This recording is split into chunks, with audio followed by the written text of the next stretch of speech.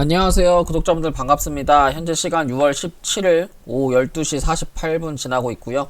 일단 오늘 여러분들이랑 좀 분석해볼 내용은, 오늘도 이제 비트코인을 좀 매수를 하려고 하는데, 지난번에 5만원어치 매수하고 나서 이틀 전 영상이죠. 그리고 이제 8%가 올라가지고 지금 4,000원 정도 수익 중인데, 그래서 오늘은 좀 어제 오늘 아침에도 그렇고 선물로 좀 수익을 내서 한 15만원, 20만원 이렇게 매수를 하려고 했는데, 사실 너무 많이 올라가지고 지금 여기서 그렇게 사는 건 좀 아닌 것 같고, 그래서 오늘도 5만원 추가 매수 하려고 5만원을 추가 매수를 할 생각입니다. 그래서 잠시만요. 추가 매수 했고요. 그래서 지금은 방금 8%였는데 1대1로 추가 매수를 하면서 이제 10만원에 수익률 4% 이렇게 좀 됐네요. 그래서 오늘도 비트코인 캐시 관련해서 좀 얘기를 해보면, 비트코인 캐시 뿐만 아니고 다른 이제 알트코인 그 뉴스들 좀 같이 한번 보겠습니다. 지금 가장 중요한 게, 오늘 12시에 일본의 기준금리 발표가 있었죠. 근데 일본 그 기준금리 발표가 예상대로 금리를 동결한다고 밝혔다, 이런 뉴스가 있는데, 사실은 이제 이것뿐만 아니고 그 16일날 17일날인가요? 미국의 금리 발표가 있죠. 그래서 FOMC 미국 금리 발표가 19일날 있고, 그 다음 중국의 우대금리 발표가 20일날 있어요. 그래서 미국이 19일, 그 다음에 중국이 20일인데, 저는 이거 둘 다 동결로 마무리가 좀 될 것 같고요.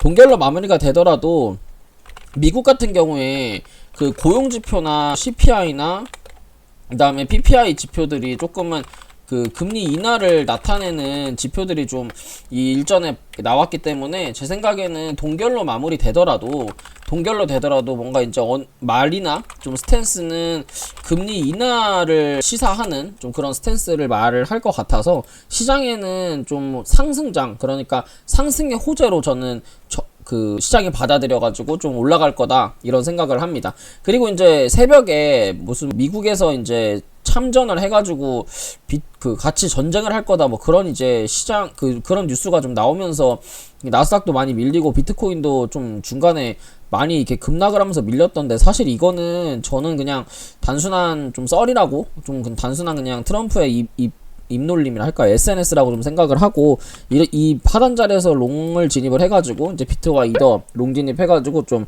안정적으로 수익을 냈고, 이제 방금 다 정리를 했고요. 그리고 지금 보시면은 지금 그 다음 뉴스로 나왔던 게 이거예요. 9시 41분에 폭스뉴스, 미국 이란 공격 없어, 방어태세 유지. 지금 이제 좀 민감하게 받아들인 게, 트럼프가 이제 미국 그 대사관 사람들 다 집에 오라고 하고, 그 다음에 여기서 보시면 지금 G7 정상회의에서 이제 트럼프가 조기 귀국하면서 조금 이게 엄청 급박하게 막 돌아가는 거 아니냐, 이런 이제 이런 우려를 좀 낳으면서 전 세계 증시가 좀 한번 출렁인 것 같은데, 지금 원유 차트를 한번 보면 WTI가 원유 차트거든요. 이게 만약에 있잖아요, 전쟁이 정말 나가지고 급락이 됐으려고 했다면, 지난번에 이제 2022년도 여기 이제 러우 전쟁 때 원유가 엄청 120달러까지 올랐었어요. 그리고 2023년도 이 2년 전에 이스라엘 하마스 때도 100달러까지 올랐었거든요. 근데 지금은 사실 많이 올라가봐야 80달러도 못 올라가고 있는 상태이기 때문에, 사실은 제가 생각했을 때는 이 전쟁이라는 이슈가 조금 너무 재미없어요. 그러니까 그 똑같은 전쟁, 그러니까 새로운 뭔가 전면전이라든지, 아니면 정말 미국도 참전하는 3차 세계대전이라든지, 그런 진짜 자극적인 새로운 악재가 아니면 굳이 그거를 민감하게 우리가 대응해야 될 필요는 없을 것 같아요. 근데 만약에 이제 미국의 트럼프가 야, 우리 3차 세계대전 할 거야, 지금 전쟁 시작해 라고 얘기를 한다면, 이 원유 차트도 지금 자리에서 바로 이것도 다시 한번 직전 고점 120달러까지 올라갈 수는 있겠죠. 근데 만약에 이거 그렇게 돼서 120달러까지 간다 그러면, 그거는 이제 다 팔고 그냥 손절 빨리 하고 그냥 숏 잡아야 돼요. 근데 그럴 가능성은 웬만하면 낮아 보입니다. 이렇게 해서 이제 전체적으로 뉴스들을 좀 살펴봤고요. 그 다음에 비트코인 캐시 관련해가지고 좀 오늘은 얘기를 한번 해볼게요. 일단 이게 이제 미결제 약정, 그 다음에 청산맵, 여러가지를 좀 보면서 이제 비트코인 캐시에 대해서 좀 얘기를 할 건데, 근데 그 전에 비트코인 캐시의 이게 지갑이에요. 여기서 보시면 이제 제가 이걸 한국말로 좀 바꿔드리겠습니다. 여기서 보면은 전체 주소 전체가 잔액, 그러니까 비트코인 캐시가 0에서 뭐 0.0001개 있는 지갑, 그러니까 보통은 이제 그 100개에서 1000개 딱 요 정도 선은 우리가 이제 얘기를 할 때 좀 애기고래 뭐 그런 얘기를 좀 많이 하거든요. 그래서 한 이 정도 이상부터가 조금은 의미 있는 거래 그 지갑 수예요. 뭐 1000에서 만 정도가 조금 이제 의미 있는 지갑의 수고요.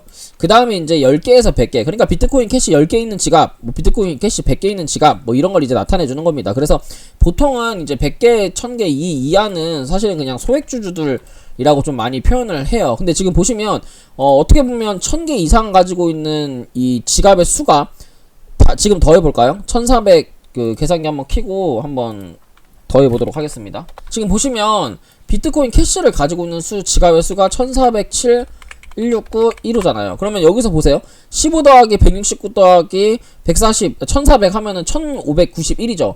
1591개의 지갑, 그러니까 1590명이 지금 비트코인 캐시를, 자, 여기 보시면 총 있죠? 총 얼마를 갖고 있냐면 22% 더하기 22% 더하기 15%에서 총 60%를 가지고 있는 거예요. 그러니까 1500명이 비트코인 캐시를 60%로, 그러니까 그 상장된 게 2100만 개 중에서 1050개를 지금 비트코인 캐시를 가지고 있는 겁니다. 1050명이.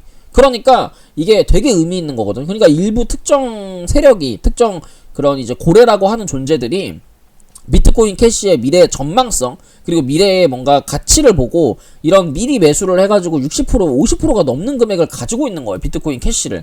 자, 그런데 이거 하나를 더, 되게 재밌는 거 하나를 더 보여드릴게요. 보시면은 이게 지금 어떤 지표냐면 비트코인 캐시가 청산 맵이거든요. 근데 자, 보시면 비트코인 캐시가 지금 자리에서 쇼청산이 이게 막대기가 긴 게 청산이 길게 나왔다는 건데, 비트코인 캐시 가격이 올라가면 올라갈수록 되게 웃긴 거는 롱청산이 많아요. 그러니까 되게 웃긴 게 가격은 올라가는데 롱청산이 더 많잖아요. 비율로 따졌을 때. 자, 이거는 왜 그런 거냐면 두 가지 특징이 있어요. 어떤 거냐면 지금 여기 롱청산이 많다라는 건 두 가지 특징이 뭐냐면, 사람들이 원래 이제 숏보다는 롱을 더 많이 잡는 습성이 있기는 합니다. 원래. 그래서 사람들이 롱청산이 더 많게 나오긴 하는데, 보통 이렇게 시장이 올라갈 때는 롱청산보다는 숏청산이 많게 나와야 정상이에요.